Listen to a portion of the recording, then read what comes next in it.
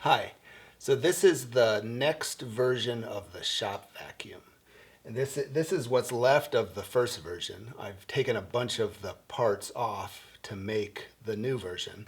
The big change that I've made in the new version is that instead of having the bucket for the dust that I need to open and empty, I've made a box at the bottom with a door, and I can suck the sawdust out with the big dust collection in the shop. So I'm hoping that makes it easier to empty the dust out of it. The other thing I tried to do is to put everything on the front. So there's a handle on the front, the switch is on the front, the exhaust comes out the front, and then the back is just clean and simple. So it's sort of much more one-sided, I guess. And I've tried to clean up the design, I guess, so it's a little less hacked together like the first version was. The first thing to do in making the second version of the shop vacuum was to cut out all of the pieces. This project I was going to start primarily on the CNC machine. So I have 2 sheets of 5x5 Baltic Birch that are roughly 3/4 of an inch. I think they're the 18 millimeter thickness. As they're 5 feet by 5 feet, I need to cut them down so they'll fit on the CNC bed. One of the pieces I was going to use the full 4 feet of width, and the other piece I was going to cut a little smaller, as I didn't need that much of it. I had spent several days drawing and modeling the pieces that I needed to cut out, trying to make sure that it was all going to go together and work once the pieces were cut out. I didn't want to have to go and get more of this plywood if I screwed it up. I started by cutting a bunch of dados and rabbets into the surface of the plywood. I reworked the wheel well in the back of the vacuum, so I had to recut that rabbet. Then I cut out the inner shapes of parts. If a piece had a hole in it, I cut those pieces out. And I got those pieces out. I held them in place with bridges, so those needed to be broken for the pieces to come out. Then I cut out the bigger pieces, and this all went well. I didn't have the piece move on the bed, and everything worked pretty well. Nothing got jammed in the bit. I didn't break any bits. Then I worked on the second piece of plywood and cut out the pieces that wouldn't fit on the first piece of plywood, which is basically the 2 sides. You can see I'm cutting out the holes first. Then I'll cut out the bigger pieces after that. I used a down cutting bit for the rabbets and a compression bit for the through cuts, or for the full depth cuts, I guess. Then I cleaned up the edges and the cuts made on the CNC machine. I used the disc sander for a few parts and the spindle sander for a few parts. I could get to the inside parts on the spindle sander. Then some of the edges made more sense just to do by hand. So I used the orbital sander and a piece of sandpaper with a block of wood. Once the pieces were cleaned up, I had planned that at this point I would just put everything together and it would all work out. But I found that many of the pieces needed more work, which I knew some of this, but some of it was working through the process and making the piece work. So I put everything together, and overall the parts fit together. The plan was to make a wheel well for the wheel in the back of the vacuum box. And I had cut out on the CNC machine some pieces to make that wheel well, and they just didn't seem to make sense, and they just didn't seem to fit together. So I remade those pieces on the table saw. They're just rectangles, so fairly straightforward. So I made the wheel well once I had those pieces cut out. The plan is to use screws to make all of the attachments so that I can take things apart if I need to rework sections of the machine. I attached the wheel well to the bottom plate of the box, and the bottom piece of the box also had to be modified slightly as my spot for the wheel well wasn't quite deep enough for the wheel that I had. But this was easy enough on the bandsaw. And I could attach the wheel well now. And you can see how the wheel's going to fit in there. So the back of the vacuum will just roll around on a single wheel. At this point, I had the sides of the dust box ready. So I decided I could put finish on the inside of the dust box, as that would be easier than waiting until I had the pieces together. The dust box needs to be as airtight as possible to make the cyclone work. I can put the pieces together now, at least for the bottom of the machine. I wanted to round over the handles, as this is right where you touch the vacuum.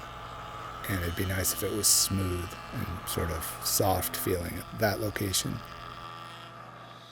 There's a door stop on the inside of the door on the dust box, and it was slightly too big. So I cut that down and shaped it a little bit, and the door will fit over that and in the space of the door. What I would like to do is to add a piece of this rubber weather stripping to the door, make the door a little more airtight. So I forgot to cut a space for this into the piece that the door is going to close against. So I need to figure out how big this is, then cut that slot. In the end, this cutout that I made was a little bit too deep, and the seal that the weather stripping was making wasn't very good, and dust was coming out of the exhaust on the blower. So I ended up adding a second layer of weather stripping. So I think I could have gotten away without cutting this recess for the weather stripping, but in the end it worked. So I can do the corners by overlapping the two sides, then cutting both sides of the corner at the same time and pulling off the extra bit and putting the corner together. So this stop piece goes sort of behind the door frame, and it'll give the door something to squeeze against and keep the air from moving through the door seam. It'll make it so the door seam doesn't have to be airtight. I wanted to make a window in the door so I can see how full the dust box is. I cut out a piece of plexiglass on a CNC. I used a single flute bit. I've heard those work well for plastic, and it seemed to work really well. I drilled holes for screws in the piece of plexiglass, and I cleaned the piece of plexiglass. It's almost square, but not quite, so there's definitely a direction that the piece goes. It really should be square. I'm not sure why it isn't. Before I attached the piece of plexi, I laid down a bead of silicone caulk, and this will help seal the seam between the plexi and the wood. At this point, I need to take apart the old vacuum, as I need some of the parts for the new vacuum, like the cyclone and the blower, and some of the parts for the switch. I can take the blower off, and I'm going to need to keep all of these bolts. One thing that I discovered that may be a fatal flaw to this entire design is that there's no filter between the blower and what you're sucking up. There's the cyclone, but the cyclone doesn't quite get everything. So there were little long pieces of sawdust stuck in the blower fan. I'm hoping this doesn't become an issue. And I haven't really made an easy way to take this apart to clean out that fan. I can put the cyclone part in, and I found that it was a little bit tall and I hadn't quite made enough space. So I cut out a pocket for the bottom of the cyclone, which will actually help the top of the flange on the bottom of the cyclone be flush with the plate that it mounts to. So you can see how that now sits down just a little bit lower and everything fits. I need to drill the holes for the bolts to hold the cyclone in place. And it's just a matter of bolting that on at this point. And I can go back into the vacuum. The blower was also slightly too tall and I needed just a little bit more space. I cut out a pocket on the underside of the box that's going to hold the blower with some shapes to fit the top of the blower. I sketched out the shape I was going to need and then photographed it and traced that on the computer to get the shape that I needed. I gave myself a little bit of extra space in the shape, so there was some wiggle room. Now for the clamp piece at the top of the cyclone. So this is based on the design from the previous version of the vacuum. I just added to these and made them a little bigger, basically, and added the handle on the front. And made the pieces a little bigger so I could build the box around the blower. I wanted the exhaust to come out the front, so I didn't want it coming out the hole in the back. I found some pieces that allowed me to direct the air from the blower part of the blower out towards the front, but it meant a new hole in the clamp piece at the top. So I drilled that. And I drilled the holes to clamp the two pieces together. So you can see how this slides on and the bolts hold it together. And that whole system holds the top of the cyclone. And it gives a mounting plate for the blower as well. And I put it all together and then remembered that one of the bolts you can't get in unless the pieces are apart. So I had to take it apart and then put that bolt in and put everything back together again. And my exhaust falls over the hole that I made for it. And this is how the box that goes around the blower works. I forgot the ravet on the front panel. So even though it looks like it's all going together, I need to cut a little more space for that top corner. And I can add the electrical box and put the switch in. So one of the comments on the previous build was to look at the old shop vac and see how the ground was attached, as I couldn't figure that out when I built the previous build.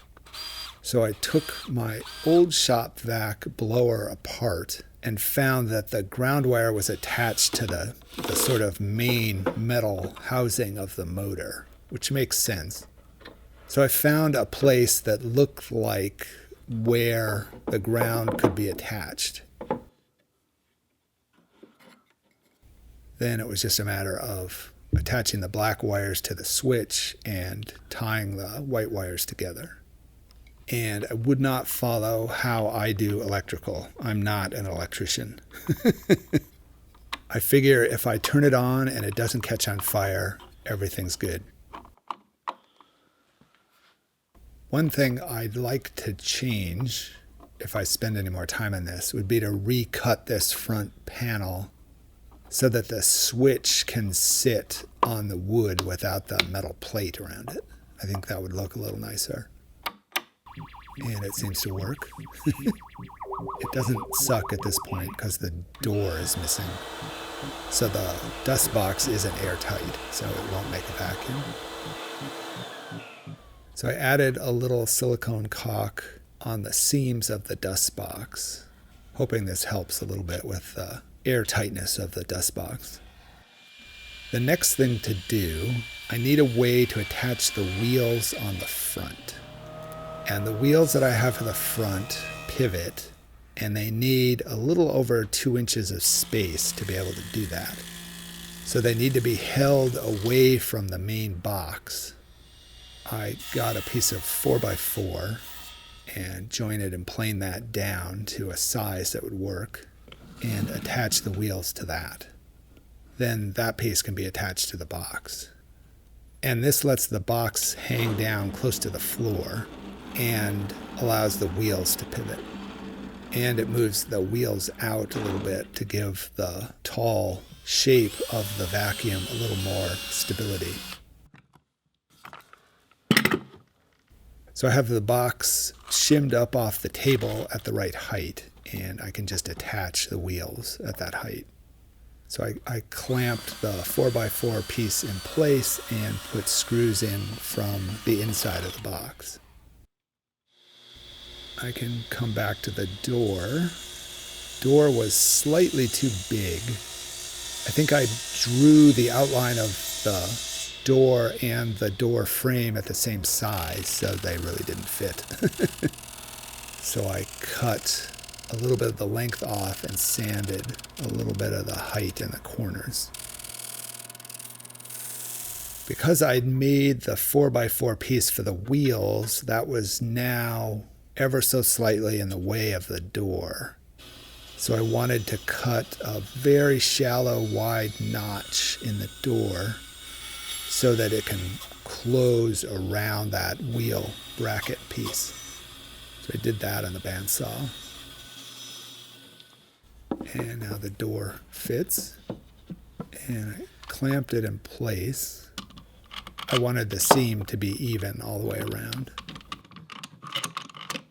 So I'm going to put the hinges on the door. And I think the traditional way that this would be done is these would be within the seam, and you would just see the little hinge part sticking out. But I think I'm going to sort of be lazy and just put them on the front like that. They'll work just as well.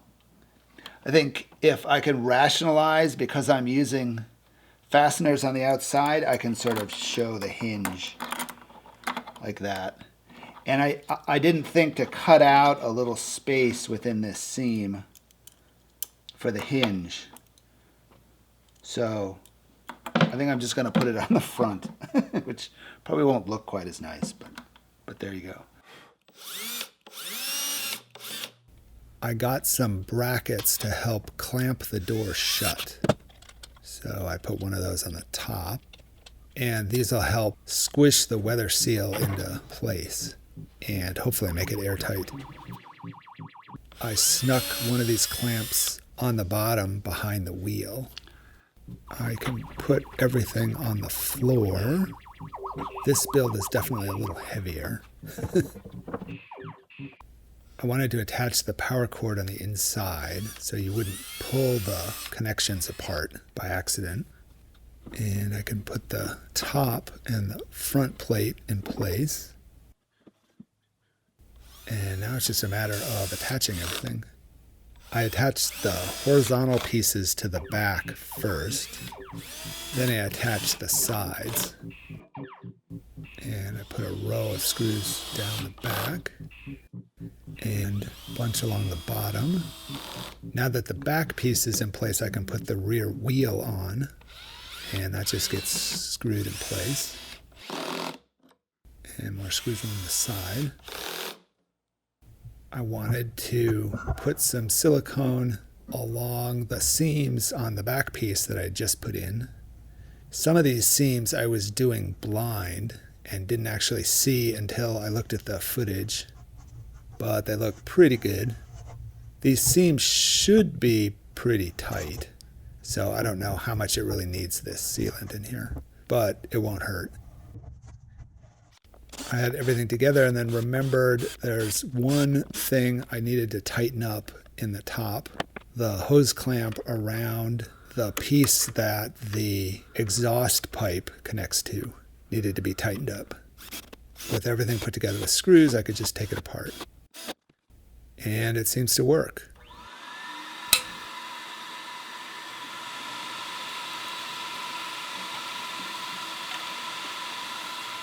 I wanted to make a piece on the platform that surrounds the bottom of the cyclone that would hold some of the vacuum accessories. Those pieces that I cut out didn't quite fit at this point, so I modified them just slightly. They needed to be just a little bit shorter. You can see how those go in, and why recessing the bottom plate of the cyclone helped, as these now sit nicely on that surface. So I can put the vacuum accessories in here now.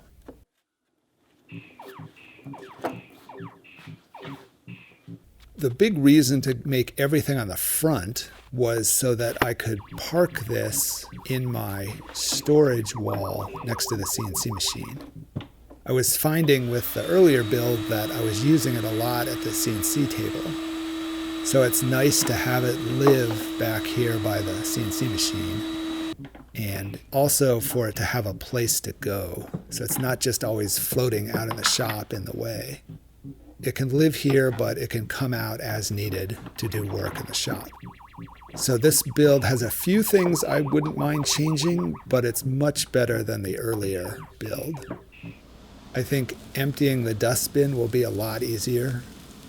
I can tell already that the switch and the handle on the front are going to be much nicer. One thing I still want to find is a filter that I can put on the exhaust pipe. If anyone has any ideas for what I can do there, it'd be nice to do something that isn't too big, but just filters the fine particles that come out of the exhaust.